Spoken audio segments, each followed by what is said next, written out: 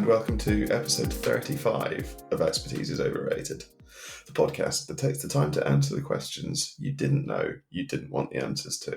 I'm Sean. And I'm Vib, and neither one of us has any clue what we're talking about. Before we move on, let's award the much vaunted Expertise is Overrated Tinfoil Award. As a reminder, this is an award that we give out at the start of each episode to the person who had the most ridiculous point in last week's episode. No brainer this time, really. Yeah, I don't think I can really even defend myself here. No, and I mean, Discord really piled on you as well. Yeah, I got yelled at quite hard. Stop putting Patrick Stewart in things is got to be the worst sentence anyone has ever uttered. Yeah. Like, genuinely, it's got to be the worst sentence anyone has ever said. Not even just on this show, just generally. No, just in the history of the English language. In history. Yeah. What were you thinking? Like, walk us through this one. It's a complaint that I actually mostly have about the Picard series, and it's just that he's just too old to be in films that aren't about the fact that he's an old man. Essentially, he looks like an old man now. You ageist piece of work. It's not that. Look at that real-time censoring in action. I don't know what it is. I feel like he's earned a retirement, and we should all come together to help him enjoy his retirement. I'm sure he's allowed to say no when these scripts come in, and he's like, "I'm not fucking riding around in a yellow." I don't know. But I think no one's told him that it's fine, mate. You've done your time. You don't need to do that anymore. I'm worried he doesn't realise. He thinks he has to.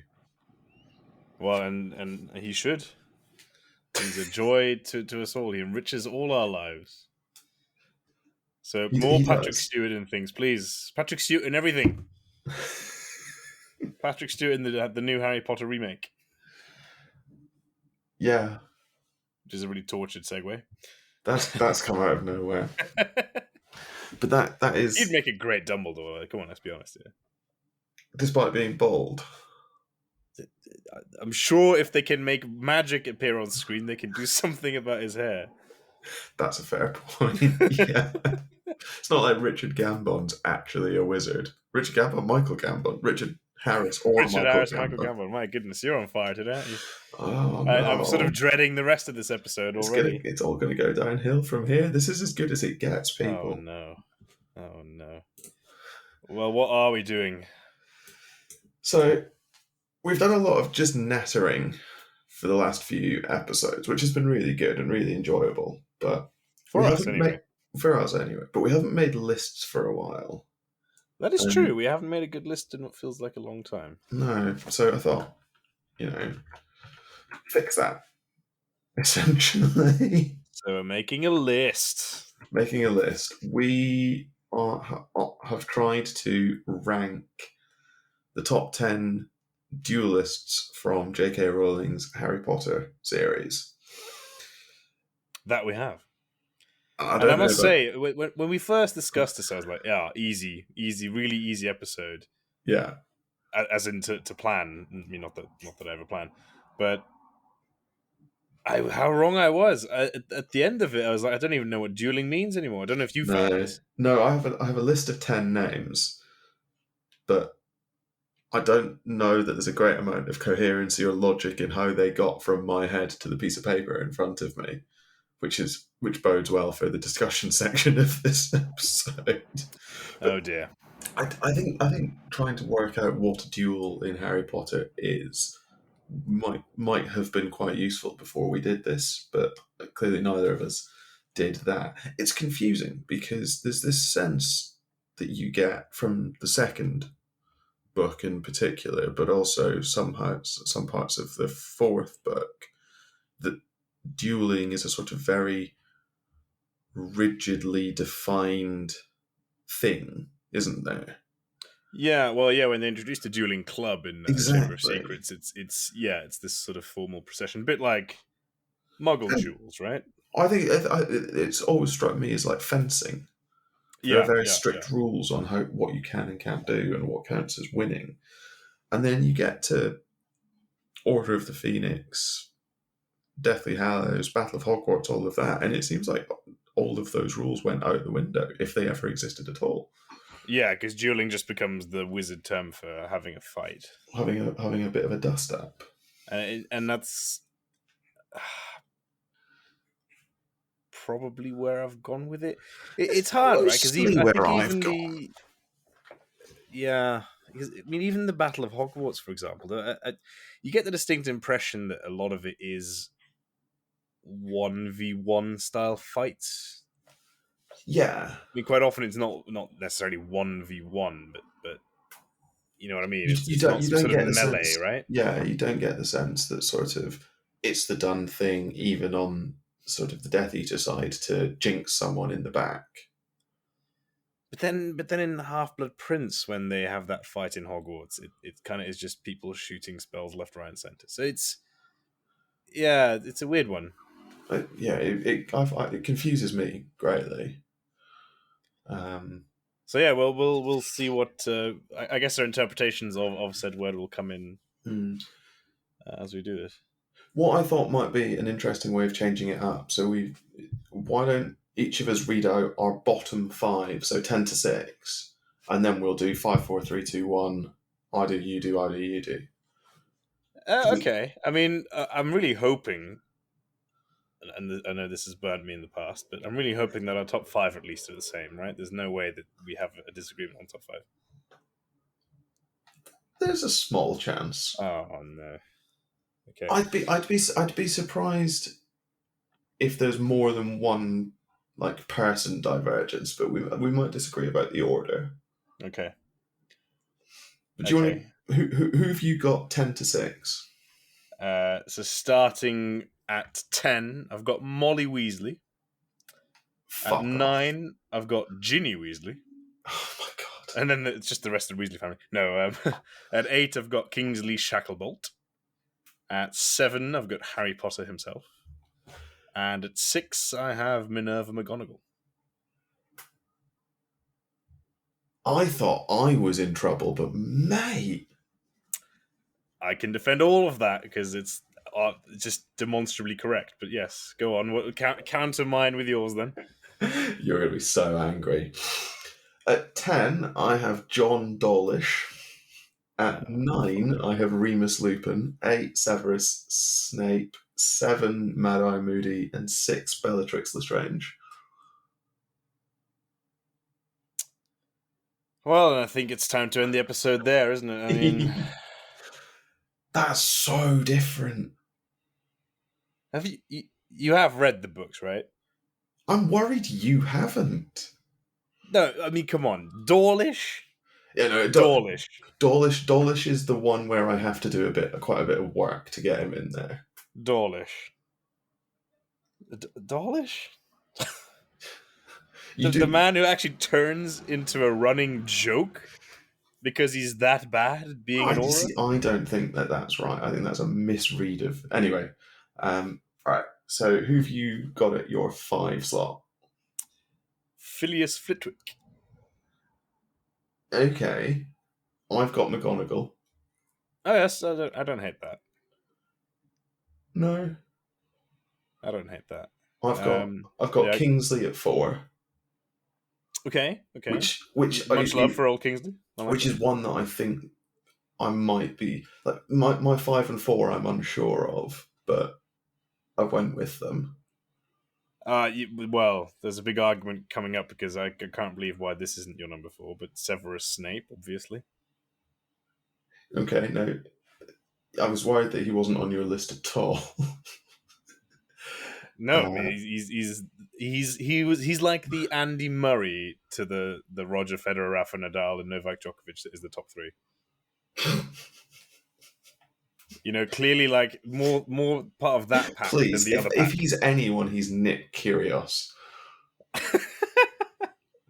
How rude! Who've you got in your number 3 then? I have Tom Marvola Riddle, aka I am Lord Voldemort. That's such a weird anagram, just by the by. Exactly, isn't it awful? It's so bad. Okay, I don't hate Voldemort at 3. I don't like it. But I've got Gellert Grindelwald at 3, and I'm still unsure if he's actually eligible for my list at all. Yeah, we should talk about that one. Yeah, because he's my number 2. Okay, so if he's on both of our lists, then he's by definition eligible. Yeah, but I guess we have to explore why we both put him on our list, and this high up as well. Yeah. No, so Dumbledore is my 2. Dumbledore. Oh no, come on now. Yeah, Dumbledore at Oh, 2. I thought you fucking ruined the episode by putting Dawlish in the list, and you put Dumbledore at number 2. What? I've got Voldemort at 1. Well, okay, some form of redemption, I suppose. For a second, I thought you were going to put Harry above Dumbledore or something No, stupid. Harry Potter's not on my list. So Harry Potter's not on your list. That's interesting. I think For a start. that's a big point of contention between the two. There's a few points of contention. Well, I mean, where between the to two. begin with this absolute Okay, so travesty you've of got a list? you've got Dumbledore at 1, to be clear. Yes. Yeah, okay. Albus Dumbledore, just to be completely upfront. So hang on. So you put Voldemort above Dumbledore, even though Dumbledore beats him in a fight he's not even fully focused on. Yes. Explain. Oh, we're just diving straight in, are we? Yeah, well, yeah. You need to explain this pile of shit that you've produced here. Dumbledore himself says that even his strongest protective charms and enchantments are no match for Voldemort at the height of his powers, and that's it. It's Dumbledore's own admission that he can't beat Voldemort. That's literally not what that statement means. I don't think you can read, after all. Who knew? Those are the words that appear on the page. What do you mean? Yeah, his strongest defensive enchantments, but it's not like Dumbledore's just going to stand there and conjure shield charms all day if he's in a fight with Voldemort. He sort of does. Yeah, because, in the only fight we get to see between the two. But that's because he's not really focusing that much on Voldemort. That's like the secondary aim, is to get him to hang around until the Ministry arrives. I'm not sure I agree with you. He's trying to protect Harry more than anything else, really. I think you're buying into the Dumbledore mystique that I don't think is necessarily sport. Dumbledore is a phenomenally powerful wizard, don't get me wrong, and he takes apart anyone else on this list. But I don't think he beats Voldemort in a straight 1v1. Because I think his defensive charms will hold off Voldemort long enough for him to get his own stupendously powerful offense. Oh, but this is because you don't understand how magic works. I remember this. No, even Dumbledore can't block a killing curse, right? He has to transfigure. He has to transfigure stuff. He can sizzle. He can sizzle.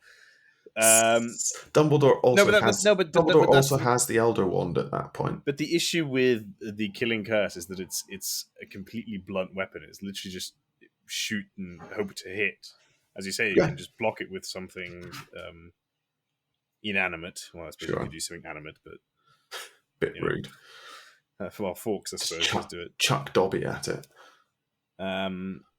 No, but the point is sort of that there were so many more moving parts to Dumbledore's technique. Sure. And he's really old at that point. Yes, no, that's fair. And I guess this is why I've got people like McGonagall and Flitwick quite high up, because I think creativity is really important in a duel.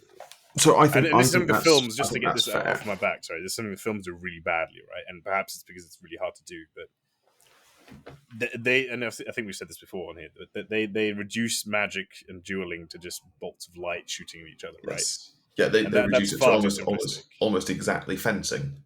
Yeah, right. Exactly. If you think about the fight in the Ministry in 5, for example, that's just fencing with a few extra steps. That's all that's happening there. But that's because there's really unskilled duelists doing it, essentially. Sure, it works on screen. And Death Eaters. But it works on screen, yeah, for sure. Even if you compare that with Order of the Phoenix, the book, the kids do better because they use like a wider variety of spells. I completely agree with you, though, to go back to your original point. I think creativity is massively important in a duel. And I think that's why I've gone McGonagall as high as I do. I don't have Flitwick that high. I don't have Flitwick on my list at all, and I need to interrogate that because You've got him above McGonagall. Yeah, and I'll tell you why. But yeah, the creativity, because that's one of my favorite duels in the books, is actually McGonagall and McGonagall and ultimately Snape. Flitwick and Sprout versus Snape. Yeah, that's Yeah, really good. Also, just because it's like the original heads of house just having out, which is just well written. yeah, no, Every now it's and then very, J.K. does something good.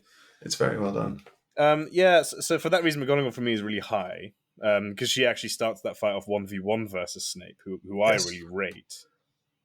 And Flitwick, yeah, again, I guess to use the text to my advantage, he's like the only known dueling champion that we have in the books, right? I I guess that have. was from a long time ago, and that is the sort of Yeah, the no, fantasy of that's fencing setting. But he's clearly very handy. I mean, he kills Dolohov. Well, he downs Dolohov. I don't know if he kills him, but yeah, but he just almost does it without thinking, doesn't he? yeah, and From Dolohov. I mean, memory. we're going to be meandering a lot here, but just But to put some points on the Dolov board. is a big deal amongst the Death Eaters, right? He goes through quite a lot of And Dolohov's a original. problem with your list, isn't he? Conspicuous in his absence if Lupin is on there. Yeah, I know. I don't know why I've got Lupin on there. I think it's because I like him. I think it's actually because I I'm like. the nard a lot about Lupin. I Yeah, think it's actually because I like David Lewis. I think his Lupin is he who's on my makes. Yeah, list, right? But no, there's something about Lupin. He's the only good Defense Against the Dark Arts teacher across the whole series. I would argue, Barty Crouch Jr. I would say. Barty except for Barty Crouch Jr. No, I take the if Lupin's on my list, Dolohov needs to be on it and above it, and I don't think I have an answer to that. See, I think I weirdly do. Okay, the problem that I have with Death Eaters, right? There's a reason there's only one and a half of them on my list. Is that everyone in the Order of the Phoenix and all the Aurors are still bound to not use the unforgivable curses. You get this out, right? You never see Dumbledore fire off an Avada Kedavra or anyone else in the Order of the Phoenix, right? So I think You that is a limiting factor. you do though. Do you? Yeah, doesn't Lupin himself say to Harry, right? This is why he gets so angry with him when they're doing the whole Oh, brood chase. he says don't pull your punches, Yeah, but no, but like no, but no, his he says shoot to kill, literally. And it's also part of the thing where they repealed that whole act as you can't use unforgivable curses against them. that was in the first war. That was It only in was, yeah, relation yeah, to no, and that but was but only in Lupin relation to does, auras. yeah, Um, but Lupin does say something to the effect of kill them, but don't just disarm them. but his frustration there is specifically that Harry keeps using the disarming curse Sure, rather than even shooting stunning spells. sure, but there's also the suggestion in one of the other fights that there's a killing curse and Harry's like, oh, you couldn't tell who that came from, like Death Eater or That's Phoenix or true. anything. That's true. So there's very much a suggestion that it's by the end certainly it's not Maybe by you just. don't see. I can't think of anyone in the order in the Yeah, Battle of actually Hogwarts saying it. Yeah, you're right. fighting, shooting to kill. I mean, I think you're meant to think that Trelawney kills Greyback, for example, by chucking a crystal ball at him, and Yeah. obviously Molly Weasley kills Bellatrix Lestrange. Oh yeah, that has to be a killing curse, right? That again, that's not explicit, but that has It's to not be surely. explicitly a killing curse, and I don't think you can. Or maybe you can, but I don't think you can sub-vocalize Avada Kedavra. But I No. don't think we ever see any, including Voldemort. Well, I mean, if she does say like if she does do it a non-verbal Avada Kedavra, then she maybe has to go at number one on the list. Well, exactly. But the line is basically the curse goes under Bellatrix's wand, which implies that it could have been and hits her directly in the heart. So it's not That's necessary. and that's always the thing, right? Because I guess, and you see this quite early on in the series as well, like when Harry first meets Sirius and stuff. They're always pointing wands at hearts, because I guess you could more or less cast any spell at someone's heart and you'll probably kill them, right? Yeah, I I mean, mean, they're still fundamentally got human anatomy. yeah. I You like cast a that neither. flipendo hard enough at someone's heart, and it'll probably stop, right? Yeah, I like that neither of us have Sirius Black. I was worried we were going to have that argument. Serious. I wanted him on here, but you're just kind of going off of archive, and it's just hard to judge, really. You're relying on the fact that other people say that Sirius was really good at school, Yeah, basically, yeah. if you put him on the list. Which is a bit of an issue I had with James and Lily as well. Yeah, I Except didn't that know. there, it's more direct evidence that they were great, right? Because Voldemort asks them to join him 3 times. Yes, He and doesn't just ask anyone. James, obviously, he does this not because he realistically thinks that he can win, but he stands up to fight Voldemort, and you don't get the sense that many people do that. Obviously, Without, he's got without a wand. reason. Without, yeah, I suppose he doesn't even have a wand. I don't know That would have been a tasty what if, I suppose. if James is dead, Well, yeah, but maybe but not so quickly. maybe Lily's not. Yeah, and I think in the vein of sort of power couples, I also consider Alice and Frank Longbottom. Yeah, my problem with Alice and Frank and Alice Longbottom is we've just got no idea of like what they can do. All we know is that it took 4 Death Eaters to bring them down. It took 4 Death Eaters, and again at Voldemort, they defied Wanted Voldemort three them, times, yeah, right? So, and see, and this is where my list started spiraling out of control because I got to sort of yeah, James, and I was like, oh, and then I've got to think of Frank, and then it was sort of like, what about Fabian and Gideon Pruitt? It took 5 Death Eaters to kill those two. yeah. It's like, well, okay, I think now we're getting into the sort of I think there's too much almost apocrypha from the first war. I think yeah, to really place much reliance on anything from then. I yeah. There think, is and but there isn't, right? I'm not convinced by that. But that's my like did why I don't have anyone from that really.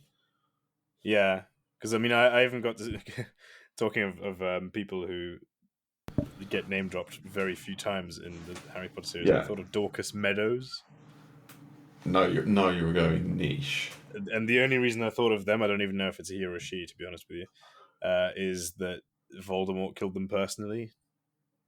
That's a woman. I know who you mean, and it's a woman. I think it's a woman as well, yeah. But Oh shit, that's if that's like mentioned as like, oh, Voldemort had to kill them personally. It's like, okay, that's a big deal. pretty big. But yeah, no, I mean we're already massively We're just going to spend. off kilter Yeah, here. So Lupin, yeah, Lupin. See, he didn't make my list even though I wanted him to, because purely because of Dolohov. But I'll tell you why I think that your inclusion of Lupin without Dolohov is allowed in so my book. yeah, so my reason is I think the Order are not unfairly constrained, but that they are constrained relative to the Death Eaters. So even Yeah, members of the Order who lose to Death Eaters can be included. yeah. I see. It's interesting that you went with that, whereas I'm going to go with the argument that I imagine would resonate much more with you. Or just Is that Lupin's a better man. No, is that Lupin and Tonks are recent parents and are therefore presumably just utterly knackered by the time this battle actually occurs. I genuinely And hadn't Lupin given. like he hangs around, I think, as does Tonks for a fair long while, and they do quite well. And then ultimately, it's just one too many type thing. I sort of always assumed they died in the Great Hall at the end. No, because they're dead when Harry. They're dead when Harry goes to the forest. Yeah, so when he Yes, does they the are. rounds, right? Sorry, they are. Yeah. So I think literally that They're just really on a tired. different day, Yeah. like pre Teddy, maybe. Lupin is 100% on this list. Yeah, Yeah, no, that's I fair. think. That's fair. Plus, yeah, I just love him so much, and you're right. He's one of the very few characters that does so well on screen as well. It's Actually, fair. that's not fair. A lot of the adults do. To be completely fair, most of the casting is very good. Yeah, but I guess I mean that more in a they didn't ruin the character completely. Yeah, no, okay, that's fair. um. So okay. So talk me through Dawlish. Right, this is going to take quite a lot of work. Yeah, I think Molly's easier to explain. Molly is easier to explain. I have Dawlish on my list for basically it's basically one reason, but it splits out into several. Dumbledore Okay. speaks to him and of him with respect, which is very high praise. Even when he's talking down to him, he Dumbledore says he got like straight outstandings in his newts, which isn't determinative, but it is indicative. Hmm. Um, and he is sent with Fudge and Kingsley to bring Dumbledore in, and everyone knows how big a deal Dumbledore is. That's why. Yeah. See, at that point, because that's one of the very first times we really see Dawlish. The problem is Dawlish, you are right, become after that becomes a bit of a punchline, but I don't think you can discount what who and what he is in Order of the Phoenix. Um, you that's ah that's it. no, because he doesn't make a very good impression there, does he? Really? He doesn't successfully arrest Dumbledore with while working with Kingsley Shacklebolt, who doesn't want to arrest Dumbledore. Well, and the Minister for Magic and the Yeah, but junior undersecretary or senior undersecretary, whatever she is. Fudge is a muppet, as is Umbridge. Um, but yes, you're right. I sort of feel that you've put Dawlish on there because he's an aura That's probably partially whom we true. kind of see in action. But then my question to you then is why not someone like Rufus Scrimger? Because I think Scrimgeour's past it. I get the sense that Dawlish. Fair. I get the sense that Dawlish is an aura in the prime of his life and career, Yeah, but then you and put but Mad Eye on. yeah, but that's just because he's batshit insane, and that's always going to be valuable in a fight based on creativity. But he I gets think so easily I think beaten in the Ministry fight. That's my main issue with him. We essentially only ever see him lose. that is true. I think I might have bought the Mad Eye hype. That might be my. Back in his day, I think, but even then, like my issue with him essentially what I wrote down was he gets hit every single time he fights. That might be true. He might just be really, really good at taking a punch. Yeah, because like he Uh, loses part of his nose, he loses his leg, he loses his yeah, eye. that could Um, you could actually be right about Mad Eye. His thing might be that he's just really, really resilient, and he's more than willing to take one in order to give one. yeah, but then I mean he is responsible for like half the Death Eaters in Azkaban, right? So Yeah, that's the other side of it, right? He's meant to have done a great deal. Um, he's just no Dawlish. Dawlish, I just find. I it's just don't it's know. it's not me being memey or anything like that, but it was. I was really struggling to come up with a number 10. I thought about, Molly, Ginny, Harry, people like that, and I thought, no, like I can make a case for Dawlish. I'm not it's not even a case that particularly convinces me, but I think like because he's an aura and we see him actually aura-ing, and he's sent to bring in Dumbledore. That's the big one for me. He's part of the team that's sent to bring in Dumbledore. Yeah, part of me always sort of thought that he's part of the team that gets sent in to take down Dumbledore because he's like the only Muppet who would No, because they agree. also send Kingsley, Yeah, no, but who as in, is I good. bet they were like, "Oh, we need some like senior auras from the office who's down," and then Kingsley's like, "I'll go because Order of the Phoenix shit."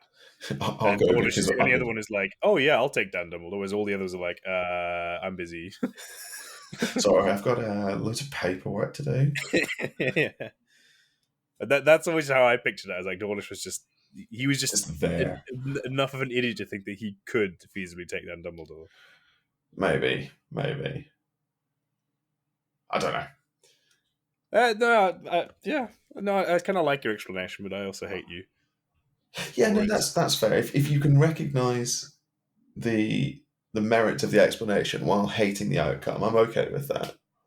Yeah, and for me, so the reason I had Molly at number 10 was I because hate she's that. actually one of very few wizards that we see in a 1v1 duel from more or less start to finish, and she wins it against someone who you put on number 6, no less.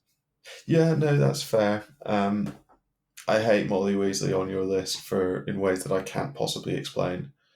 Um, Explain. Part of that's because I hate Molly Weasley as a character. Whoa, what?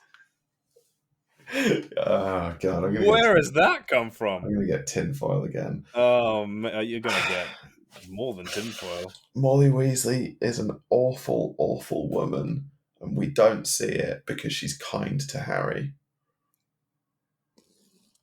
Explain.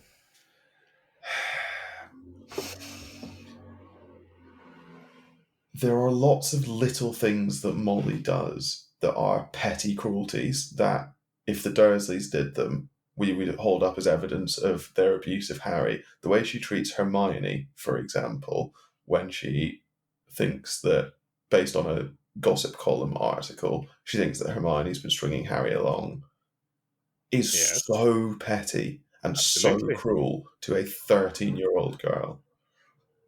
Yeah, but she's defending her surrogate son. Having done precisely no research at all, including asking her own son, who is friends with both of them, whether or not there's any truth in it. The howler that she sends to Ron is nothing more than performative cruelty. Mm. Generally speaking, her treatment of Ron is atrocious. There was a really, Treatment really. of Ron isn't great, but Her treatment of Ron isn't great. Her treatment of the twins isn't great.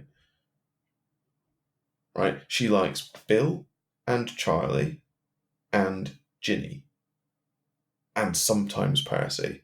And she has 3 other children that she goes somewhere between active dislike and neglect. see, I don't think that's fair. I think And she's she just has a very particular image in her head, and Fred and George are the outliers. But I mean, she still loves them, like, to the point where she was so distraught having had an argument with them before they left the Quidditch World Cup. Goodness, a difficult word to say in anger.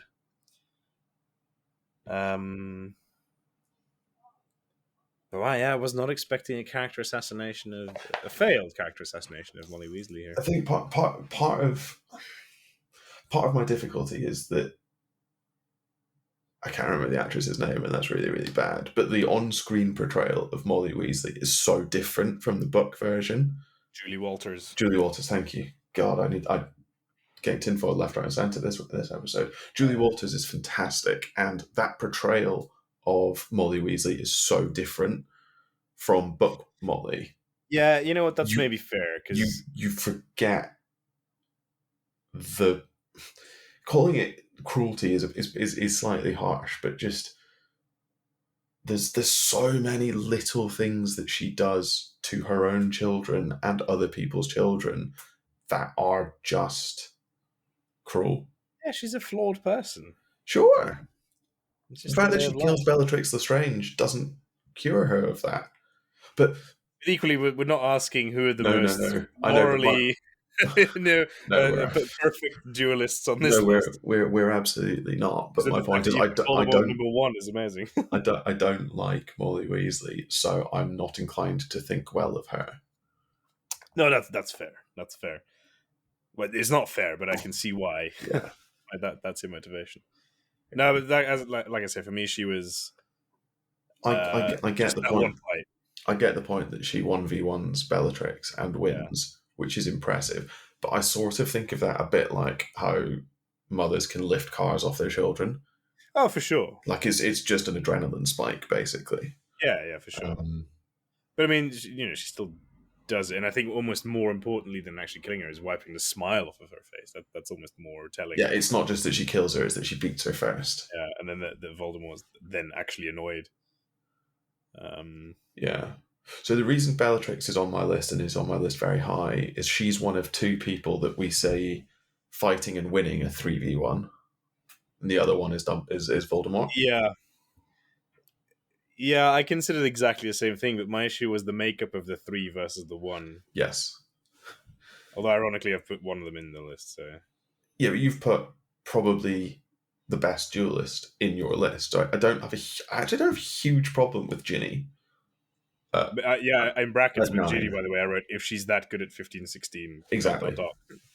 If she's that good, that young, one assumes she's going to end up, at least McGonagall tier. But I mean, Yeah, Voldemort is 3v1ing Kingsley, McGonagall, and Flitwick. Flitwick. no, Slughorn. Slughorn, sorry.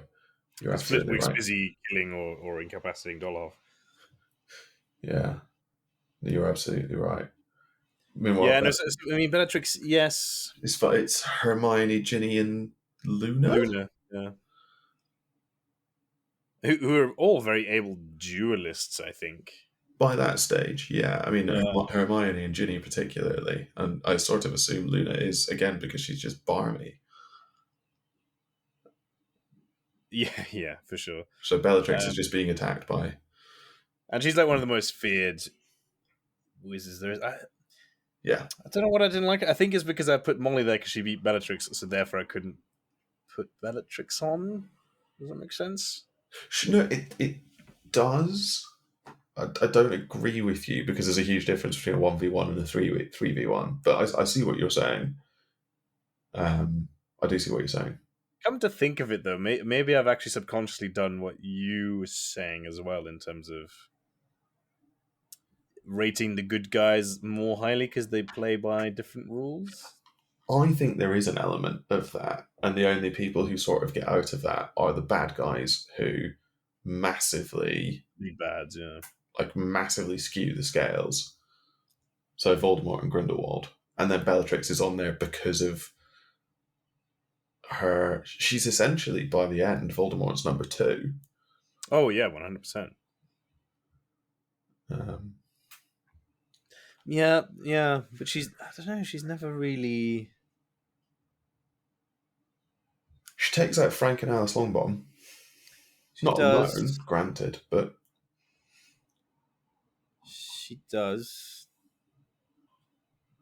Just trying to remember. I mean, she beats Sirius, although that's a very odd duel, I suppose.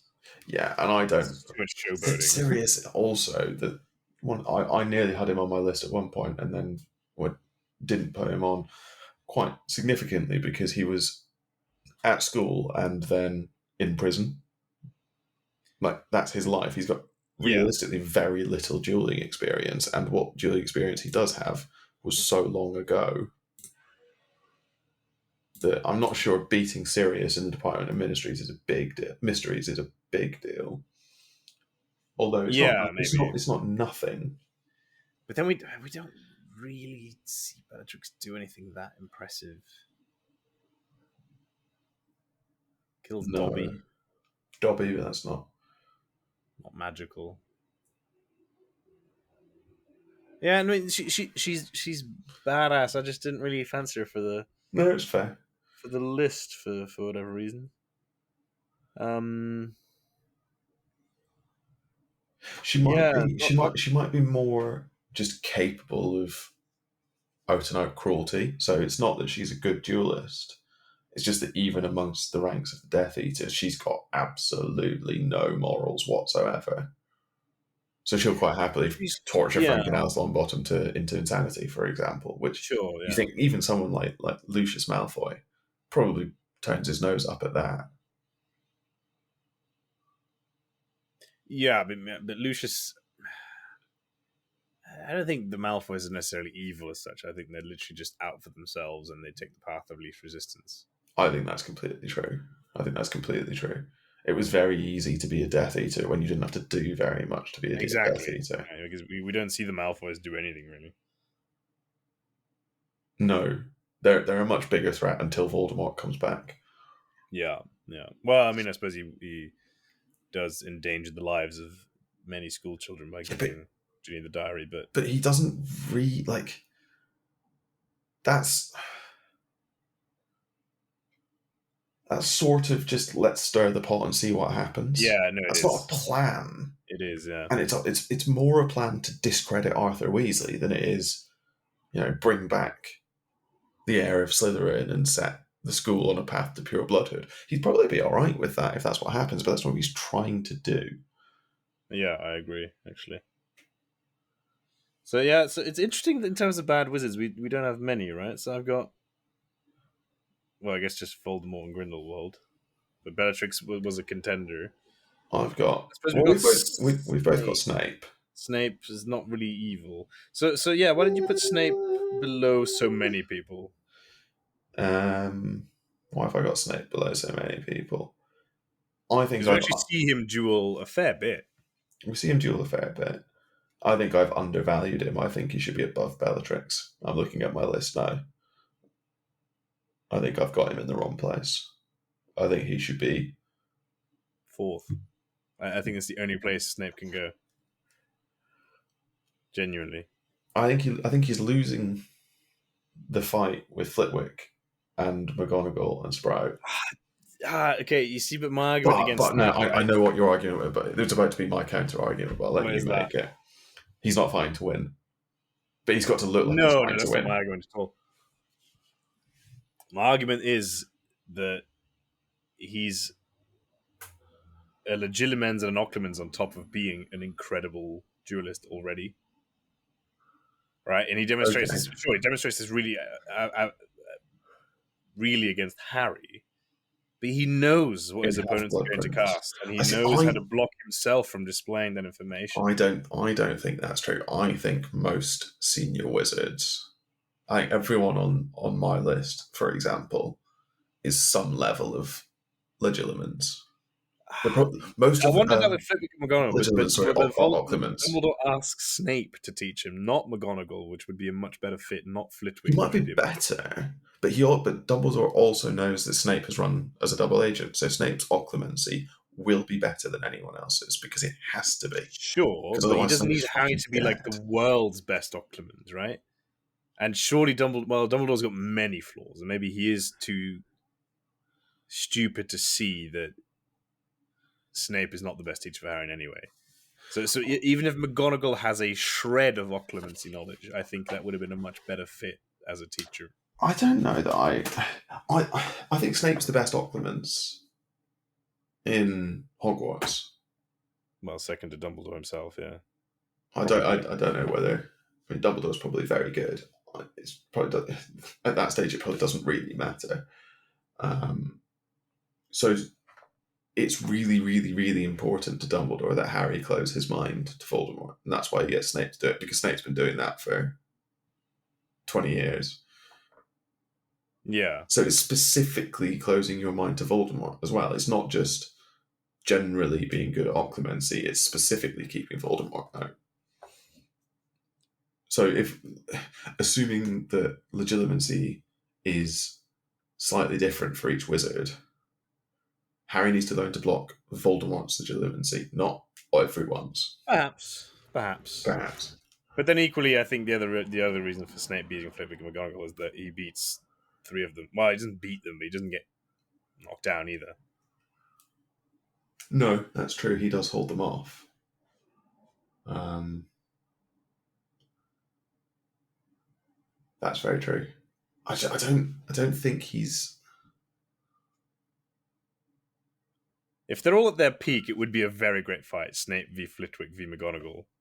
Like in 1v1 situations. That would actually be a great dueling event to watch, I think. Yeah, because they'll all have slightly different styles as well. That's that's the other thing. Yeah. But as the teachers always stress, though, he is, when a teacher becomes the defense against the dark arts teacher, or the teacher of their subject, they will be like, oh, they're the expert. Yeah. So you would have to kind of give Snape the edge, right, as the de facto defense against them, therefore also kind of master of dark arts. Maybe. because he does also know dark arts, He which does. will He help. does. He does. He knows things like obviously Sectum Sempra as well as all the Unforgivables. I I don't find know. that so that bit in the broom chase thing, right, where he uses Sectum Sempra and obviously he misses. So yeah, but why use that kind of spell? You know, like Because he's not. He's again because he's not really trying to win, is he? Because he doesn't know which Harry is Harry. what I mean is, if I he's not suppose trying to win, he's also trying not to hurt anyone, right? So why is he casting like this because outrageous dark magic around? Sectum Sempra is a very visible sign that you're trying to win. Yeah, but then even more so if he accidentally hits the wrong person. Yeah, It's but he's very really obvious that it was him. yeah. I don't know. As I mean, if he hits a Death Eater, people will be like, "You just hit our guy," and he's like, Yeah, "Oh, sorry, man." it's fine. Yeah, but you're not going to knock someone off the broom if you hit them with Sectum Sempra, are you? Not in the No, same you way just as. kill them outright. Yeah, well, Whereas if it's a rogue stupefy, that could have gone from anywhere, you know. I don't think I agree. Maybe I don't think Snape was winning that duel. The McGonagall Flitwick Sprout duel. I think he was losing hard. he was losing hard, yes. I think he was losing before Flitwick and Sprout turned up as well. Not as hard, but I think he was Oh, that I don't losing. know. I think he was. That I really don't know. I mean, it's like that duel of one of the High Elven kings versus one of the Dwarf kings, right? Where one's not really trying to hit back, and ultimately therefore loses, right? So it's just one of those. Maybe. I really hope there are some Darwy fans listening. We need to we need to talk about Harry Potter. We need to talk of Harry Potter. And then we You don't probably and fancy then we probably his need to cast? talk about Grindelwald, I think. Well, the top three, I think we'll talk about Yeah. as a unit. But Harry Potter. So you didn't think he warranted being on the list? Not as we see him in any of the 7 books, no. Hmm. And I don't think he's got even the Ginny Weasley, if that's how good he is at 17, how good will he be when he's an adult? See, I disagree. Really? In terms of sheer dueling ability, right? He has the metal and the nerve. He has nerve, that's very true. He has the skill. I He don't has the think. skills in terms of like quick draw, obviously fantastic aim, and all that sort of stuff. Okay, right, he's got hand eye coordination. So And if this was an Old West style shotgun duel, yeah, pistol duel, he'd Harry win. Potter up there. Shame he's a wizard, not a muggle. Sure, but what swung it for me at the end is a very specific thing he does, Okay. which is the Protego he casts at the very end. That and I know there's probably some like Deathly Hallows / Horcrux / whatever weirdness going on, but that Protego is like the way that she writes it is like it almost fills up the entire hall, right? So his Protego is so strong that he just in the middle of a battle just like isolates everyone from himself and Voldemort. And that is some like really powerful dueling magic in my mind. More powerful than a lot of what we see. That's fair. That is, I suppose, fair. But at that point, do we have the problem that he's the master of the Elder Wand? So there's some funny shit going on there. There's some fun, but he casts it with just the Hawthorn one, not even his own. But the Hawthorn Wand is his own at that point. That's the whole Yeah, point. but it doesn't really gel with him that well, does it? I think is one thing. Yeah, yeah, okay. But I think there's just glimpses of if the issue with him and Ron is that if they just sat down, right? Just actually did some fucking work. Exactly, just like 20 minutes a day, guys. Like, just do some fucking work, and they would be phenomenal wizards. I think that's very true. And you see it with Harry a lot. Ron a bit less so because that character is not always employed that way, sadly. But I think Ron is. If you look at Ron's OWL results, like they're pretty good for a guy yeah, who did basically no revision, as far as we can tell. Yeah, massively. No, I don't. I don't. I just don't rate Harry Potter as a duelist. I just don't. He Yeah, loses. He loses basically every duel he's in, except the very last one, which he wins through yeah, but then he's sort also of the same person who spends Tolkien-esque. like a thousand Actually, Dementors. yeah, the Patronus is fair, but that's I think of that more as sort of spirit than or gumption than real Yeah, but I think dueling that's a core ability. quality if you're talking best Maybe, duelists. maybe. No, no, he sort of went in and out of my list. It's a very easy one to put in. I don't hate it, but it doesn't. Trying to think of a good 1v1 duel with Harry that we see. It sort of feels like the reason Harry wins is because he goes into all of those fights because he has to, rather than because he thinks he can win them. Yeah, no, that's for sure Right. true. So the almost the overriding message is that's that's almost more important than being the best wizard.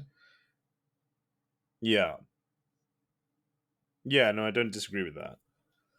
But I think for me that I feel there's glimpses in Harry that because he's so quick on his feet and he thinks really Yeah. fast. That if he just spent a bit more time on some of his softer skills, He I could does see him feasibly dueling a little bit like McGonagall, right? Like being creative and yeah. using everything to He his does he does end up as an aura, obviously. So he's obviously fairly good. yeah, like the head aura, right? I Head don't of know. magical law enforcement.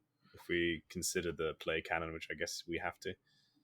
I absolutely refuse to. But no, You know, I very nearly put Delphini on here, I've still not seen it or read it. mostly to piss you off. Well, in that case, I'm glad I didn't because that's a massive spoiler. It's the kid, right? Yeah, it's the Yeah. main. No, the main one of the main characters. Let's put that one. Yeah. Thoroughly recommend the play though. Really, really I do. entertaining. I do want to see the play. It's meant to be fantastic. The cinema, the sort of not cinematography because it's a play, but the staging of it is meant to be very very good. Yeah. So Harry, yeah, I mean, I yeah, don't. I I don't. felt I don't about hate he it. belonged there. Yeah, I don't hate it, but it above doesn't. Kingsley, just Yeah. about. Which it's fundamentally stupid because obviously Kingsley is a much better wizard at that point. Yeah. Um, There's a lot more potential going on with you. I think. for sure. Tell you one person who very nearly beat Molly to number 10. Okay. Hagrid. Purely Ooh. because it doesn't matter how many stunners you send at the guy, he's still going to hit you, and He's you'll still be just you'll gonna be you'll be gone. he's gonna punch you in the face. That's interesting. Because like he beats a lot of a lot of wizards. He does beat the shit out of a lot of wizards. It's just I if he goes up against a Snape, then that's That's the just kind problem. The moment he goes up against anyone with an ounce of creativity, as opposed to just shouting yeah, "stupefy" really loud. someone with a brain. Yeah, And I'll point out that Dawlish was one of the orders trying to take down Hagrid. yeah, no, that's fair. I was hoping you weren't going to point that out. Good old Dawlish. I can't believe why you put Dawlish on your fucking list, honestly. Too funny. See, it's times like this where I think, why am I doing this to myself? Why am I here? I could be enjoying life, you know. Instead, I'm just making you more and more My blood angry. pressure is probably like 200 over 240. Doesn't even make any sense, but it's probably That's not what even it a feels fun like. number that blood pressure can be. Yeah. Okay. So the top three. Remind me, how did you put yours? I've got Voldemort, Dumbledore, Grindelwald. I'd also like to point out that you've written Voldemort, so I think you just lose the game. Oh, so I have. Oh, well. You've lost all credibility there. It's my own list. I can spell it however I want. Voldemort. All No, right, dickhead. I fucking hate that. That she came out and said that, oh, it's supposed to be French. It's like, no. No, that's a hard T. Yeah, I mean, Tom Marvolo Riddle is English, so it's Voldemort. Yeah, no, he's learned French in that time. He'd never went to school. What, when he was in Albania? Uh, um, Piss okay, off, so you've J.K. got Voldemort, Rowling. Dumbledore, Grindelwald. So yeah, so I've essentially moved Voldemort down 2 rungs. Yeah, so you've gone. Dumbledore. Voldemort drops to 3. Yeah, it's a Dumbledore, Grindelwald, Voldemort, Yeah. and Voldemort. It's really Yeah, difficult. he's too linear. If that makes any sense. His thing is just that he's just really strong. Yeah, and you see it again. Like the only real, beautiful duel that we have of him is against. But his only move against anyone ever is just casting Avada Kedavra, and it's Yeah. not creative. You see, No, like that's Dumbledore in that duel, Dumbledore is casually strolling towards him, and Voldemort is throwing everything he has, and it does nothing. You know, it's just poor. And he only has to start getting creative because Dumbledore starts throwing some weird shit at him. But I guess my fault there is he deals with the weird shit, right? He He doesn't. did, yeah, he deals with Dumbledore comes at him very sideways, and Voldemort deals with it. but it's yeah, but that fight, it's like the only argument we can have, right, between the two of them. But it's equally there's so many layers because Dumbledore at that point, I guess, Is he stalling for time? he's stalling for time, right? Because he wants the Ministry to actually see. He wants the Ministry to take it or not He's take also it. But making sure Harry doesn't get killed. yeah, Um, he's presumably also still like kind of. This is where it kind of becomes difficult as to how magic works, but is he still maintaining the anti-disapparition yeah, that's jinx, or is the that thing, something right? that gets That's left? something that, Yeah, yeah, does he make that in that sort of stays, right? I don't know. Uh, yeah, I don't hate he's also Dumbledore. ancient at that point. Like, let's not forget. That's very true. I don't hate Dumbledore at 1. I really don't.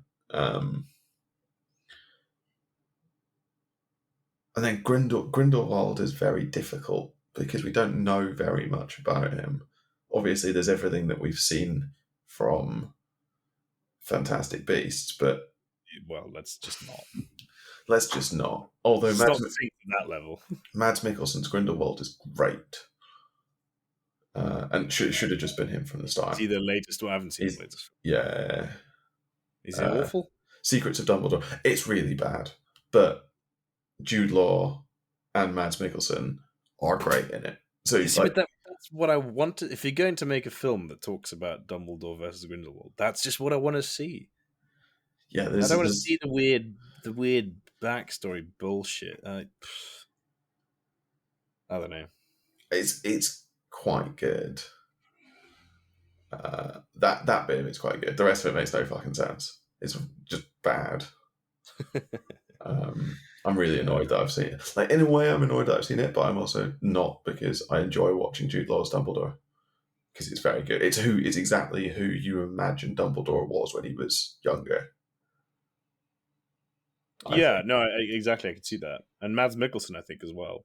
much better than Johnny Depp. Johnny Depp's Grindelwald was weird, He was weird. not just because Johnny Depp was weird, but Mads has so much charisma. Yeah, and Johnny Depp's was just overtly. It was like it's like a caricature, right? That's the real problem. I really liked Colin Farrell, Colin Farrell's. really good Grindelwald, I actually. I think they think. should have just. I think they should have just kept him, as he would have been a really good Grindelwald. Yeah, but I think now they're sort of in it for the. Let's just change the actor every single film. I think they're going to stick with Mads. Do you think they're going to actually finish these films? There's only 2 to go. That's many $1 million. They must have run out of magical creatures by now, though. Anyway, what's my point? What was I saying before we diverted? The problem with Grindelwald is we don't know very much about him, other than that he's essentially a peer of Dumbledore's. Yeah, perhaps a shade less skillful, right? So that's sort of my thought, because Dumbledore. We don't know what happened, but Dumbledore beat Grindelwald while Grindelwald had the Elder Wand. Yes. Although, if some sources are to be believed, like Regis Skeeter, then, Grindelwald surrendered. There's probably an element of truth to that, I think. I really hope that's not the conclusion they No, canonize. I don't want them to canonize. I think it's going to be more complicated than just Dumbledore beat him in a straight duel. Yeah, no, I'm hoping that this becomes Harry Potter's equivalent of Obi-Wan versus Anakin.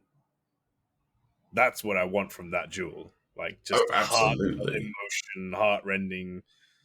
Dumbledore ends up on the high ground, which surely makes no difference in a wizard fight, but And then, out of nowhere, Newt Scamander and a Niffler fly down fuck. and That's steal the exactly what's going wand. to happen, That isn't is it? what's going to happen. It's going to be the storyline of like, oh, Dumbledore didn't do it on his own. It's like, And, fuck off. and Niffler stole the Elder Wand and gave it to Dumbledore. That's actually what's going to happen. Why are we getting paid millions to write this? We might as well. Uh, No, but this is for me because I favor Dumbledore over Voldemort, and I think because Dumbledore and Grindelwald dueled in their primes. and Dumbledore wins.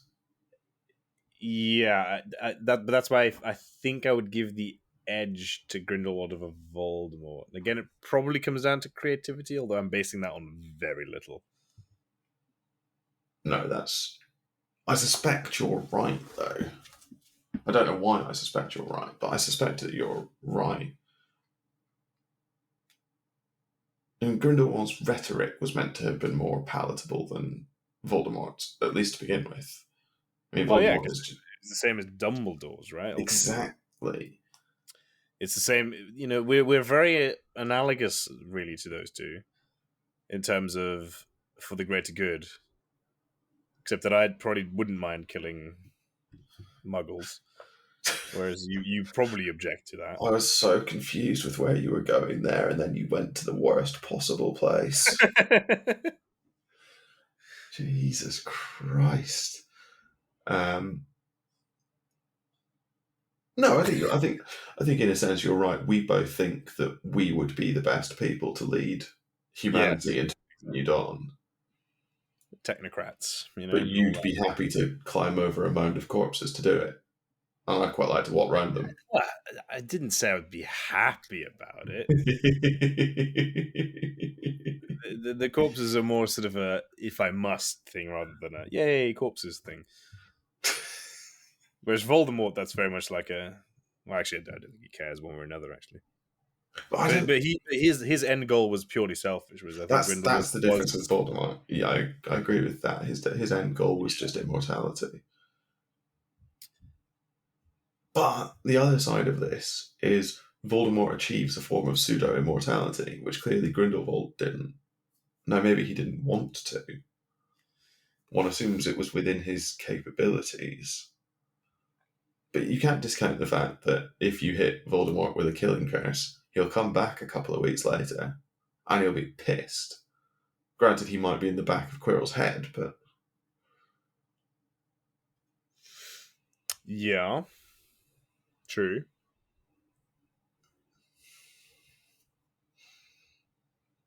Yeah, and that's a powerful bit of magic.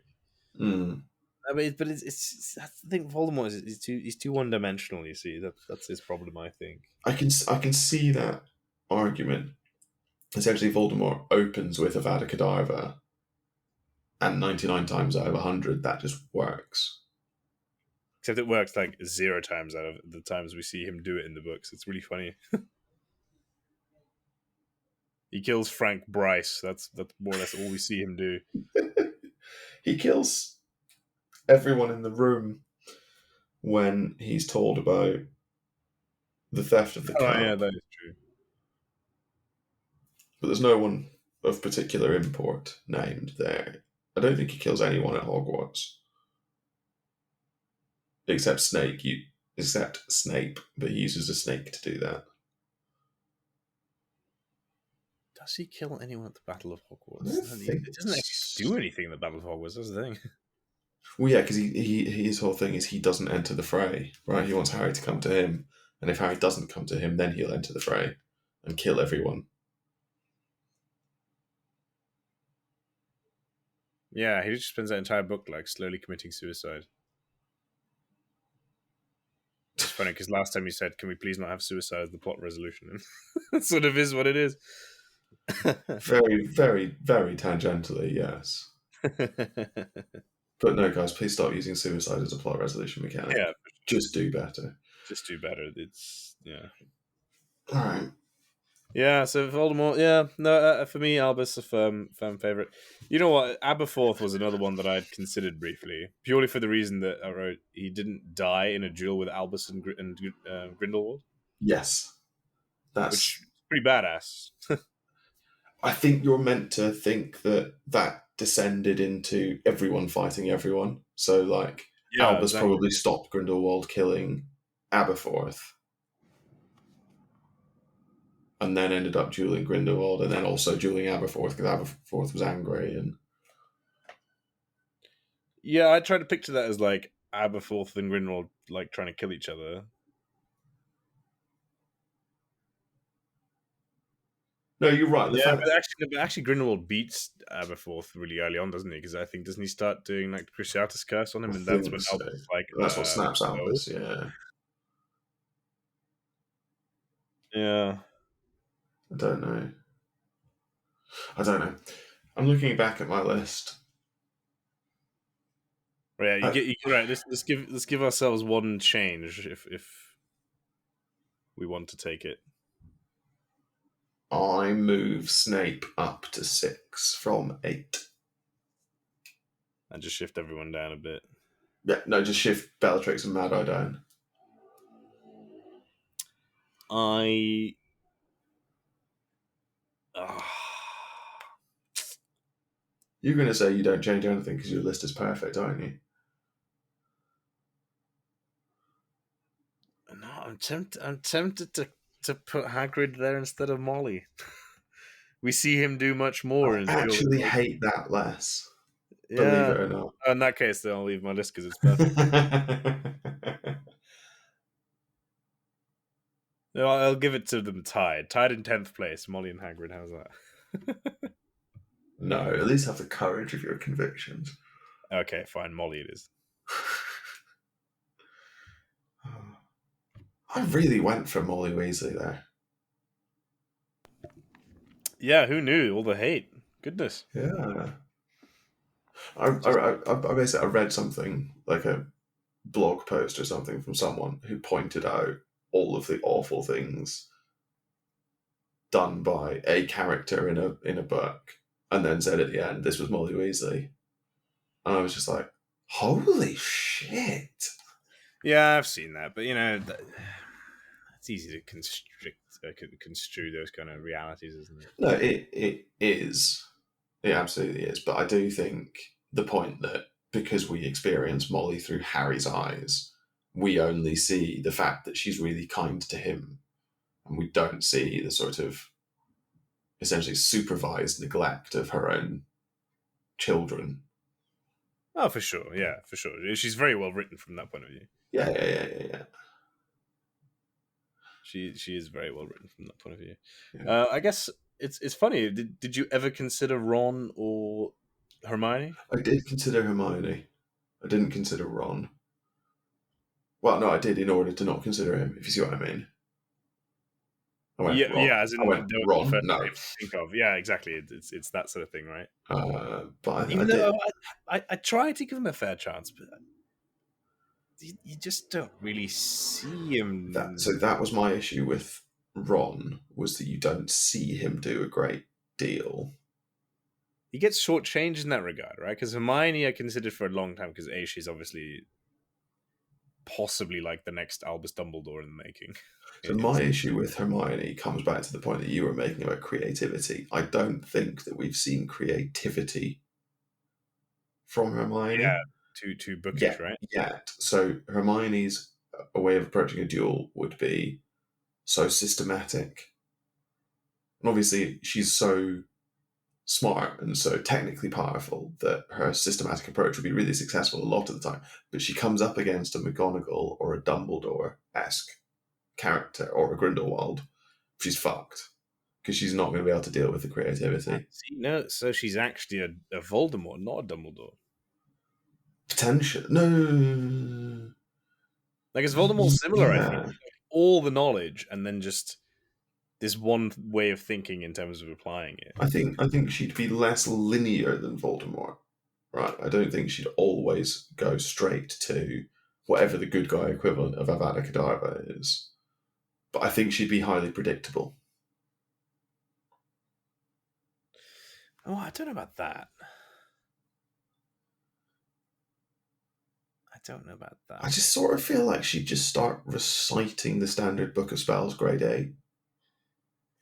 It's a little bit of that, right? I just, for me, the test would be if you put her in that cave with Harry, right, where the Horcrux is.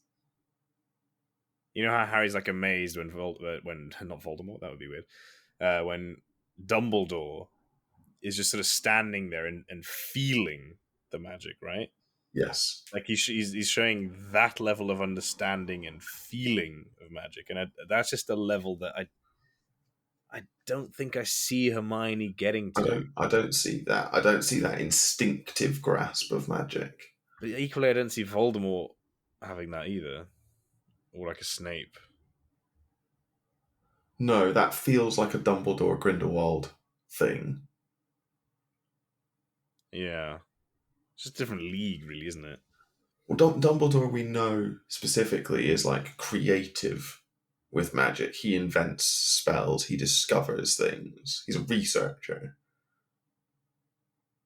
So he's obviously got a different way of looking at magic from other people. Yeah. So the question then becomes, who else is like that? And is that useful in a duel?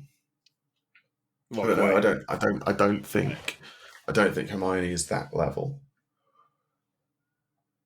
Hermione is not that level.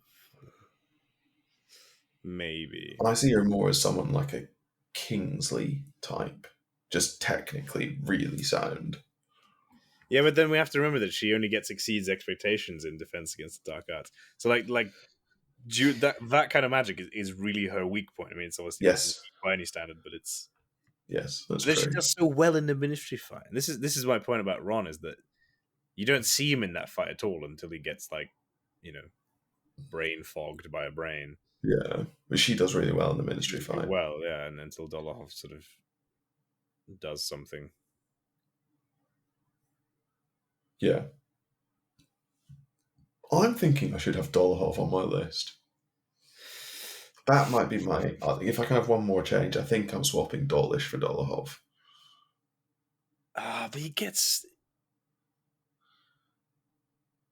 He gets taken apart by Flitwick. he gets taken apart by Flitwick. He gets taken apart by Dumbledore, and he gets owned a couple of times by Harry and I think Neville.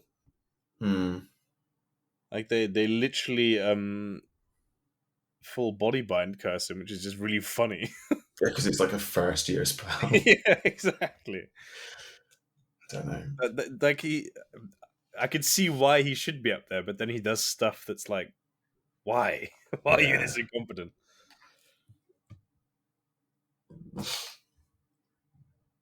But yeah, I think I that's think I think what we've really learned today is that the Harry Potter books aren't really conducive to like ranking characters in terms of power level once you get out of Dumbledore and Voldemort. yeah. After that, it becomes very. Stops being relevant. Although, of course, we should appreciate that Dobby would probably kick everyone's ass. Well, yeah, elf magic, it just works differently. Exactly. Just snap your fingers and you're like, oh, I'm dead. Good. Oh no. Dobby just apparates inside you. Oh, that. Okay, on that note, let's just Bursts end out the like a episode here. xenomorph. Don't even do the outro. Just cut. I can't believe we're ending on that. That's so weird. Why? And I thought I was over my anger. But anyway, if you do feel some sort of anger towards Sean the way that I do, come tell us on Twitter or come tell us on Discord. Thanks ever so much for listening to this episode of Expertise is Overrated. No doubt we've said some things that were either objectively wrong or downright offensive. Hello. As ever, feel free to let us know, rate the podcast, and leave us a comment or drop us an email at expertiseisoverrated@gmail.com. Tweet us at zeroexpertise. Check out our website, expertiseisoverrated.podbean.com, or come join us on our Discord server. If you're lucky, we might just argue with you in one of our upcoming episodes. If you're really lucky, we might call you an idiot. Now, again, we'll be back in 2 weeks' time. We'll be feeding shamelessly on the hype being created by Amazon's coming Rings of Power series as we present Casting by Expertise is Overrated, The First Age. Join us then for more nonsense.